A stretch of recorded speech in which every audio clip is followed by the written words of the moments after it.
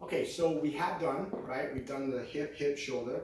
So now I want the kids to get used to doing is the same kind of sequence, which by changing directions. But what I want them to do, instead of going hip, hip, shoulder, they're gonna go around the head to hip, hip, shoulder, right? So they go this way, and then they go around the head, okay? So once they get that version down, then they can switch hands, and they can work on the hip, hip, shoulder. Then they're gonna go hip, hip, shoulder, and then when they're ready, they're gonna go around the head, hip, hip, shoulder, around the head, hip, hip, shoulder. Okay, and then they can work on their switches, and then they can kind of put it all together. Hip, hip, shoulder, around the head, hip, hip, shoulder, switch. Okay, once they get that down, then I want you to work on striking. So sometimes it will go straight in, sometimes it will go to the outside. Then you guys can do is throw balls at them, and they can work on hitting the ball every time they get hit. Or if they want, they can hit the ball going across like that.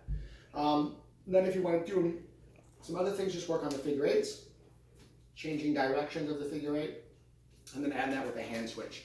And then just play some games with them and have a good time. Let me know if you have any questions. Thanks, guys.